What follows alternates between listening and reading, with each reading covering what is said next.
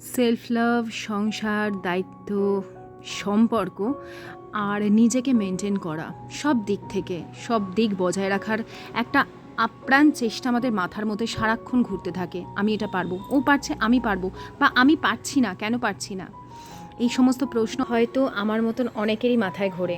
আমি যেহেতু সবসময় আমার ঘরের কাজকর্ম এই সমস্তগুলোই প্রেজেন্ট করি, মানুষভাবে আমি সারাক্ষণ কাজ করি, আমার নিজস্ব কোনো লাইফ নেই। অবশ্যই নিজের লাইফ আছে, কিছু কিছু জিনিস নিজের ব্যক্তিগত বা পার্সোনাল রাখা খুব জরুরি। আমি অবশ্যই ডেলি ব্লগার, কিন্তু তার সাথে সাথে একজন মানুষ, এবং সেই রকমই ডেলি ব্লগার, যতটা দেখানো যায় ততটাই দেখাই। কিন্তু ওই যে আমি তো অনেক মানুষের কাছে ইন্সপিরেশন, তারাও চায় পায়েল তুমি কিভাবে নিজেকে কি আদেও মেনটেন করো, বা আদেও কি তোমার অন্য ভালো লাগার কোনো লাইফ আছে। তাই ভাবলাম আজ একটু তোমাদের সাথে শেয়ার করি। মাসে একটা দিন আমি নিজের জন্য সব সময় রাখার চেষ্টা করি, এবং সেখানে শুধু আমার পরিবার নয়, মানে ফ্যামিলি মেম্বার নয়, সেখানে আমি বেরোতে পছন্দ করি আমার প্রিয় বন্ধু বা এমন কোনো বন্ধুর সাথে দেখা করতে চেষ্টা করি যাদেরকে আমি বহু বছর ধরে চিনি। সেটা আমার স্কুলের বন্ধু হতে পারে, কলেজের বন্ধু হতে পারে, বা জীবনে চলতে চলতে সমবয়সী বা অসমবয়সী যে বন্ধু বান্ধবরা থাকে। আজকে বৃহস্পতিবারের পুজোটা আমাকে একজন দেখাতে এক বন্ধু বলেছিলে, কিন্তু আমি পুরো পুজোটা দেখাতে পারিনি, কারণ আমার অনেকটা সময় লেগে যায়, 1.5-2 ঘন্টা লেগে যায়। ক্যামেরা হোল্ড করতে গেলে আরও আধ ঘন্টা বেশি লাগবে। তো এখানে আমি কিভাবে পুজো করেছি বা কী করেছি একদিন অন্যভাবে তোমাদের আমি শেয়ার করে দেবো। এই সময় আশিস একটু আমাকে ফোনটা ধরে দিয়েছিল বলে এইটুকু শেয়ার করেছি। এই জিনিসটা আমি নতুন শিখেছি বলবো না, ওই যে বলি না স্বাগতা দিই, তার দেখে দেখেও আমি কিছু জিনিস তাকে জিজ্ঞেস করি, তার মতন এত সুন্দর পারিনি, কিন্তু চেষ্টা করেছি তার মতন করে করবার। সব বলবো আমি কিভাবে শিখেছি, কি করেছি, বা কেন আমার মন থেকে, বা ভগবান কিভাবে আমাকে এটা করতে বললেন, সব কোনো এক সময় বলবো।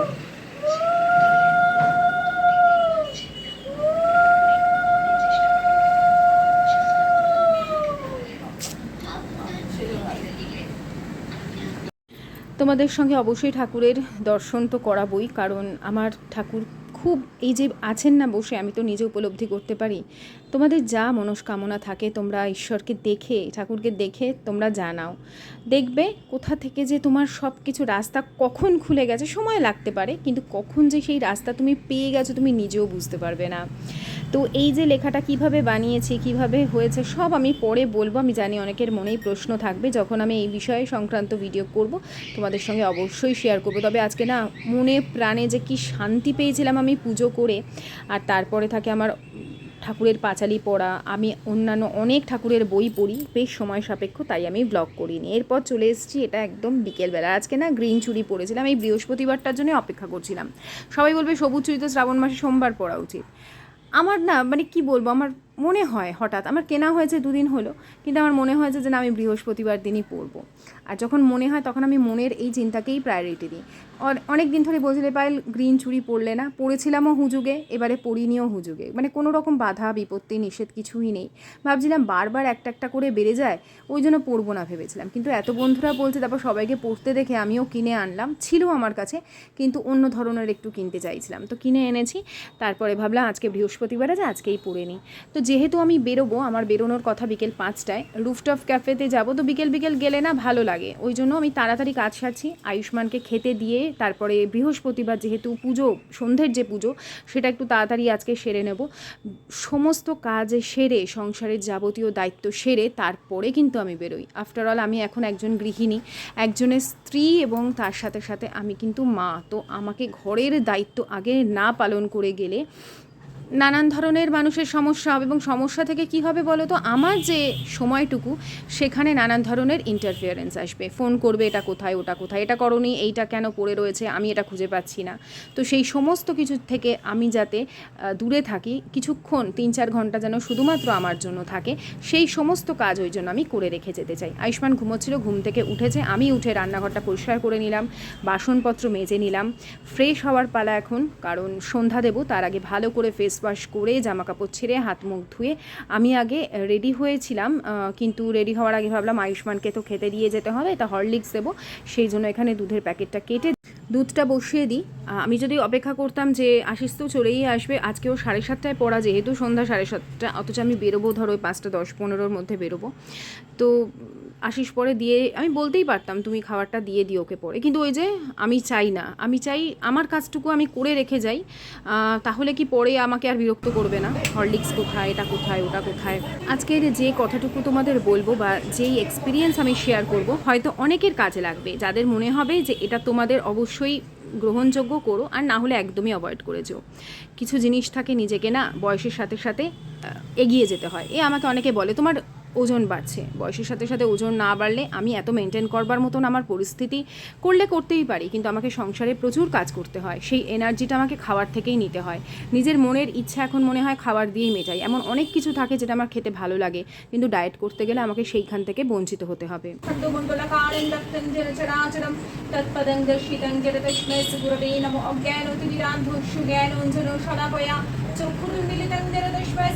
कृष्ण करुणा सिंधु दीनबंधु जगतपते गोपेश गोपिकांत राधा कांत नमस्तुते जय हरे कृष्ण हरे कृष्ण कृष्ण कृष्ण हरे हरे।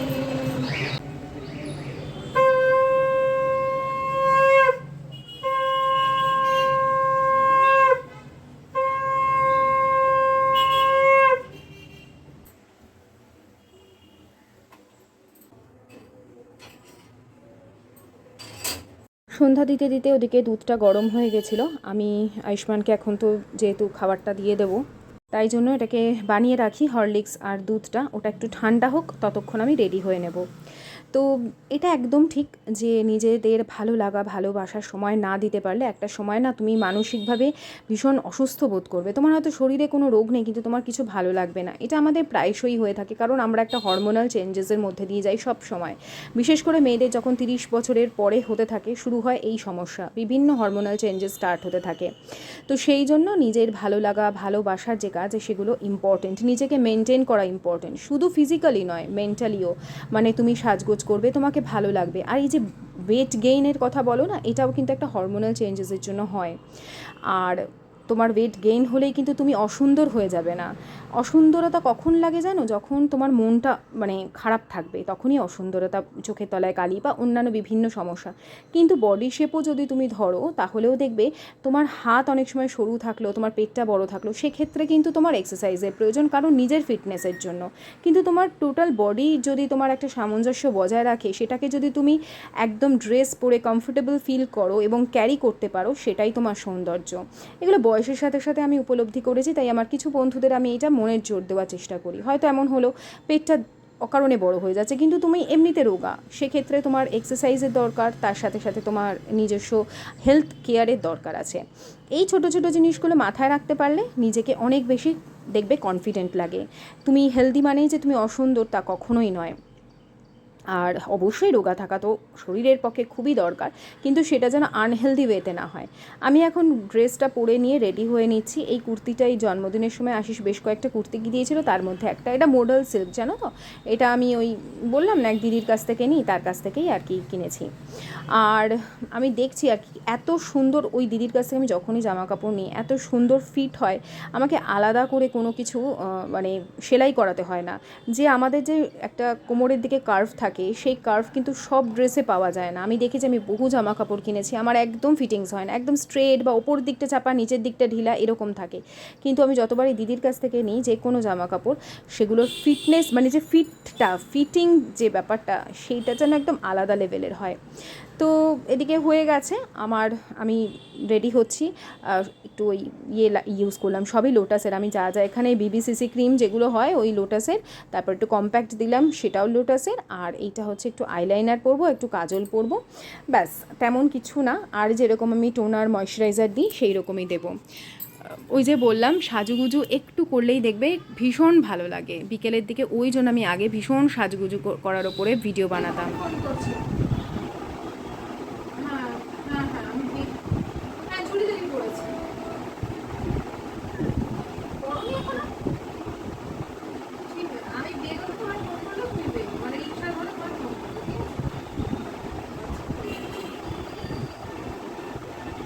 বেরোবো তো রিঙ্কির সাথে। রিঙ্কি তো এমনি জানোই চাকরি করে, ও ফেরেই 4টের সময়, তারপরে 5টার মধ্যে বেরোনো। তো ও বললো যে তুমি কি রেডি হয়ে গেছো? আমি বলছি এই সমস্ত সেরে উঠতে উঠতে একটু 5-10 মিনিট দেরি হয়ে গেছে, তবুও আমি চেষ্টা করি টাইম মেনটেন করতে ভীষণভাবে, সেটা যে কোনো কাজের ক্ষেত্রেই হোক না কেন। আর এটা হচ্ছে মেভলিনের একটা লিপস্টিক, আমি তোমাদের নাম্বারটা দেখিয়ে দিচ্ছি, দাঁড়াও, এটা যতদূর সম্ভব দেখো 671 এই কালারটা যদি কারো পছন্দ হয় মেভলিনের নিয়ে নিতে পারো, খুবই ভালো, যে কোনো ড্রেসের সাথে পরবে। আর তার সাথে ধরো কালারটা ম্যাচ করছে না, ওপর থেকে একটা নিউড শেডের যে কোনো লিপস্টিক অ্যাপ্লাই করে নেবে, দেখবে অন্যরকম একটা কালার চলে আসবে, তুমি যে কোনো জামা কাপড়ের সাথে পরতে পারো। আর কদিন আগে এই যে এইগুলো কিনেছিলাম, তো প্রথমে ভাবলাম এইটা পরি, এটা কালারটার সাথে একদম ম্যাচ করছে। এগুলো সব হ্যান্ডমেড জুয়েলারি, জানো তো, যদি তোমাদের পছন্দ হয় আমাকে বলো, আমি তোমাদের বলে দেবো কোথা থেকে কিনবে, কী করবে, আমি তোমাদের দিয়ে দেবো ডিটেল। তো প্রথমে ভাবলাম এটা পরি, কিন্তু এটা মুখে আমার বেশি বড় লাগছে। এইটা শাড়ির সাথে খুব ভালো যাবে, কালামকারি শাড়ি বা বেশ যে ব্ল্যাকের ওপর বা ব্লুয়ের ওপর যে কালামকারি জাতীয় শাড়িগুলো থাকে সেরকম শাড়িগুলোর সাথে খুব ভালো যাবে। তো এটা আমি রেখে দিলাম, কারণ একটু বড় লাগছে মুখে। কিন্তু এরকমই আরও একটা আমার কাছে আছে, ওই সেম কিনেছি সেম জায়গা থেকেই, দেখাচ্ছি তোমাদের। ওইটা পরে আমার মনে হলো বেশ ভালো লাগছে। তো যেটা বলছিলাম, সেলফ লাভ, তার সাথে সাথে একটা বয়স পর্যন্ত নিজেদের স্বামী স্ত্রী বা ফ্যামিলি মেম্বার্সদের সাথে যে সম্পর্ক, সেইটার মধ্যেও আমাদের খুব অ্যাক্টিভ থাকা দরকার বা খুব এনার্জেটিক থাকা দরকার। সেটাও বললাম যে মেন্টালি অ্যান্ড ফিজিক্যালি দুটোই। তো তুমি যদি মানসিকভাবে সুস্থ না থাকো, তুমি শারীরিকভাবেও সুস্থ থাকতে পারবে না। আর শারীরিকভাবে সুস্থ থাকতে গেলে তোমাকে নিজেকে তো ফিট রাখতেই হবে, তার সাথে সাথে মানসিক দিক থেকে তুমি যেন হাসি খুশি থাকো। এই জিনিসগুলো যবে থেকে আমি বুঝেছি, তবে থেকে নিজের জন্য সারা মাসের মধ্যে একটা দিন বার ইজিলি করতে পারি। তো দেখো, সেজে নেওয়ার পরেই নিজের মধ্যে একটা আলাদা ভালো লাগা চলে আসে। একটা সেই যে নাইটি পরে থাকা, ঘরের কাজ সবই তো করি, কিন্তু যেই মানে নাইটি যখন পরে থাকি ইচ্ছে করে না জামা কাপড় পরি, আবার যখন সুন্দর জামা কাপড় পরি তখন মনে হয় এবার থেকে এরকমভাবেই চলবো, আমি সব সময় ফিটফাট থাকবো। আর জানো তো, এর সাথেই তো কোনো ওড়না ছিল না, কিন্তু আমার একটা এইবারে যে ড্রেস নিয়েছিলাম বার্থডেতে, বিকেলবেলা পরেছিলাম, স্লিভলেস একটা সালোয়ার নিয়েছি, তোমরা দেখেছো কি না জানি না, ওটার সাথে ওড়নাটা পরলাম, বেশ মানাচ্ছিল। কিন্তু আমি রেডি হয়ে গেছি। আমি আগে রিঙ্কিকে ফোন করব যে ও দাঁড়াবে, আর আমার বাইকে যাব। আমি ভেবেছিলাম রিক্সায় যাব, তাই দেরি হবে, এখন ওকে ফোনটা করে দিই। বাবাই টাটা, ভালো করে পড়তে যাবে, জামা কাপড় সব ঠিকঠাক করে, ঠিক আছে? আমার ছেলে অনেক ছোট থেকে অভ্যস্ত, জানে মায়েরও এন্টারটেনমেন্টের প্রয়োজন আছে, কখনো আমার বাবু দেখো এখন আমার বাবার মতো। টাটা সোনা, দেখা দেখা। চলো, প্রথমে ভাবলাম রিক্সা করে হয়তো যাবো, তারপর আশিস এলো, রেডি আছো তাহলে চলো তোমাকে নামিয়ে দিই। চলো, একটু ছেড়ে দিলে তো ভালোই লাগে।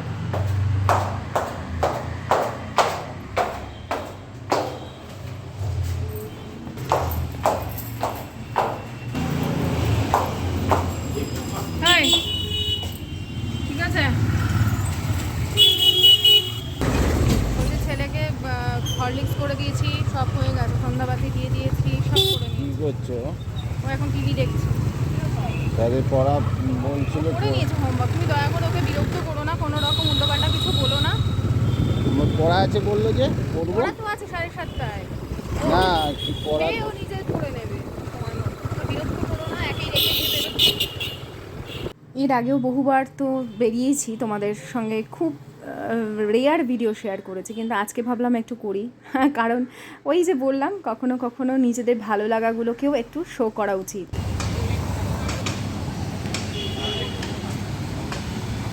এই যে কাণ্ডগুলো যে ঘটছে, এখানে জায়গা দিলে আরো বেশি কাণ্ড ঘটছে।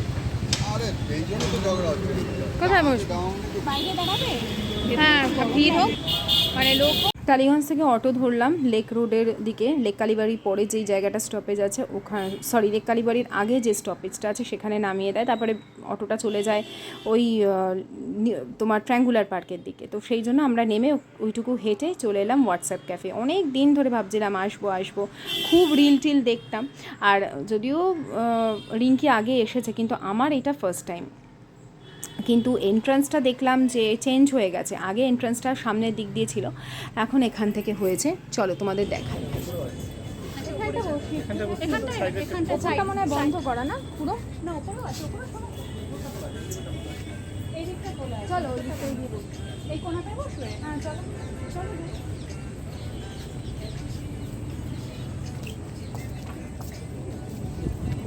এখানেও বসা যেত, অসুবিধা নেই।